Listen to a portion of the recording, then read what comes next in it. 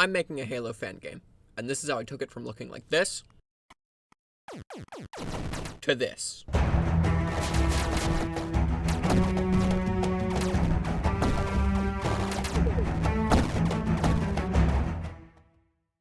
To start, I gave enemies a new property to affect how often they fire their weapons. This was important as enemies before would fire at the maximum rate the weapon would allow, which felt really unfair, especially with enemies who use carbines like the Jekyll snipers. Another new addition was melee attacks. These felt missing in the old version as you had no means of dealing damage if you ran out of ammo, so adding them was a priority. All they do is that when you press Q, it will rotate your weapon upwards for a moment and apply damage to any enemy in the hitbox. I also made it so that I can edit melee properties for different weapons, so I can make them deal increased damage or even attack faster. This brings us into the most significant changes I made, which were the new weapon properties.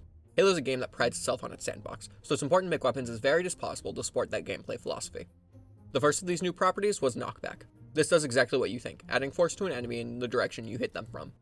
One interesting use for this was the plasma rifle, which actually deals negative knockback in order to pull enemies closer to you, as a way to sort of replicate the stun effect it had in Halo Combat Evolved. Going off of this, I also added a new property for self-knockback, which just launches you backwards a distance whenever you fire a weapon like the shotgun. This next one was probably the most important, which was explosions. Explosive rounds will spawn a particle effect and hitbox wherever they hit a wall or enemy, and will deal damage and knockback to everything in the radius, including yourself. Combining this with the self-knockback from before, you can rocket jump from a wall and absolutely launch yourself, which was genuinely so fun. Also, as you can tell from the gameplay, I added the rocket launcher in order to make use of the new explosions. A new weapon I added was the sniper rifle, and along with it are another two weapon properties. First, I added support for bullets to be able to bounce off of walls, recreating the ricochet effect it has in the actual Halo games. Another new property for this weapon was piercing bullets, allowing you to get collaterals. Side note, but while I was testing these, shield jackals randomly just spawned with sniper rifles. I don't know how or why this happened, but I guess it's now a faithful remake of Halo 2. That aside, the next property I added was weapon charging. By holding down the shoot key, you'll charge up a weapon until it starts playing a sound, at which point when you let go of it, it will fire a charged projectile. I accomplish this by storing a second weapon as a variable on any chargeable weapons, and when you fire a charge shot, it will use that weapon's stats instead of the non-charged ones. With this, the plasma pistol now actually works like it should, which was something I really should have done in the first place, but hey, at least it's there now. Just to show the plasma pistol a little more love, I added tracking projectiles. This works by just rotating the projectile towards the nearest enemy within a given radius, and both the radius and turn speed can be adjusted as fit. I added this to the plasma pistol's charge shot, and now we're done with properties at the moment. And with that, I'm confident that I could add any and every weapon that's been in a Halo game. This is definitely not foreshadowing to anything in particular.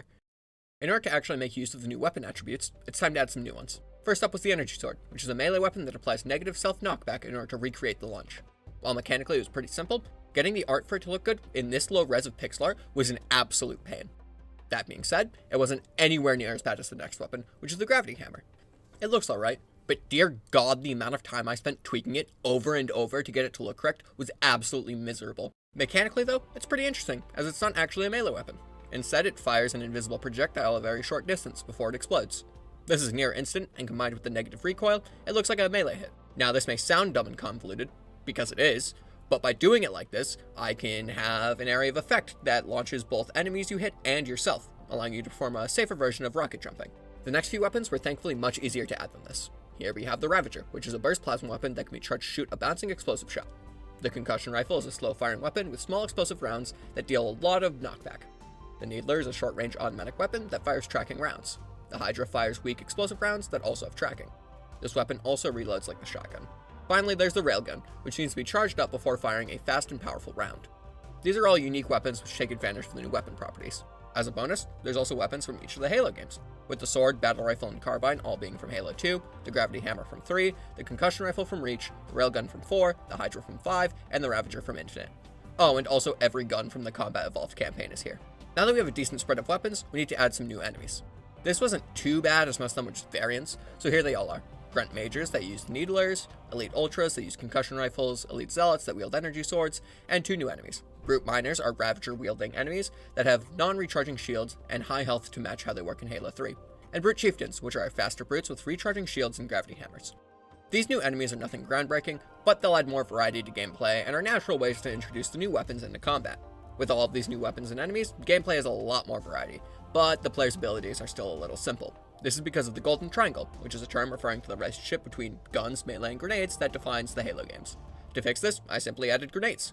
These are invisible weapons attached to the player, which shoot out a projectile with special properties when the grenade key is pressed, instead of the shoot key.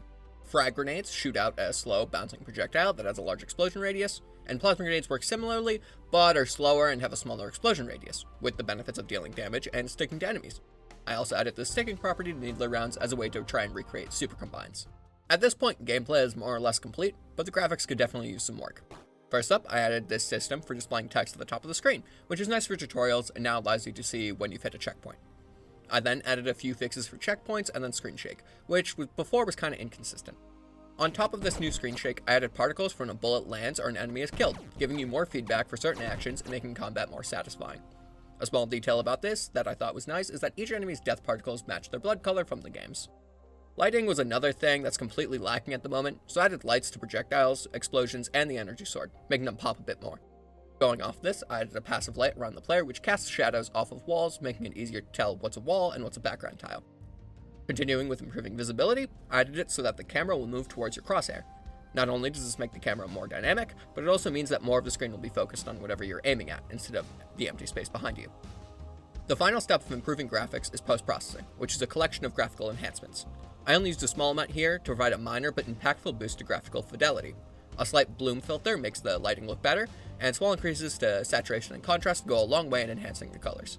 These improvements, along with all the others that I've made, make this game look a million times better.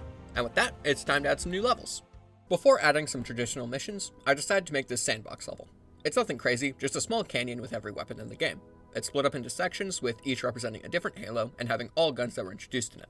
Using this level for testing, I tuned most of the weapons as some of the older ones, both visually and mechanically, weren't that great. The goal was to just get everything to fill out its unique role better.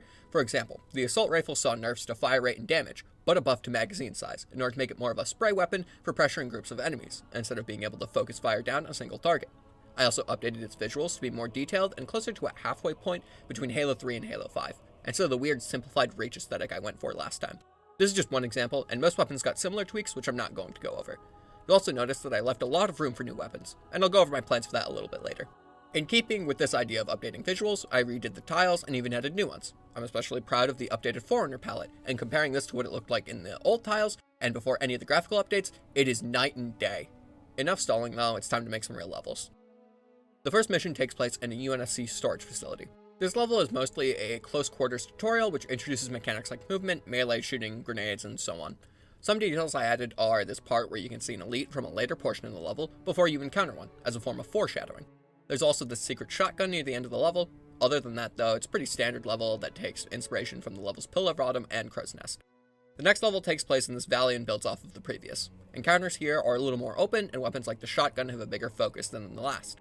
A standout section is this branching path where you can cut through this heavily guarded Forerunner facility or go around which is longer but has weaker enemies. Another is this optional UNSC bunker, which again has strong enemies but contains some grenades, a sniper rifle, and a health pack to make it more worthwhile. This level ends off with fights against some of the elite zealots, which is how I found this bug where the energy sword hitbox didn't disable when it's on the ground, so trying to pick it up would just kill you. The final level added was this Forerunner facility. This one's kind of boring, as I did just copy-paste the same room a bunch of times because I was getting tired of level design, but hey, don't think of this as being lazy, it's just a reference. This is definitely a shorter level, but it's a nice way to cap things off and make use of everything I added, so I'm happy with it. I'm really proud of how I was able to turn this game around. It's much better off than where I left it last time, and I have some pretty clear-cut plans for the future. There's a reason I left so much room in the sandbox level, and it's because I plan to add every single weapon from every single Halo game. So if you're interested in that, subscribe to get notified when the video comes out.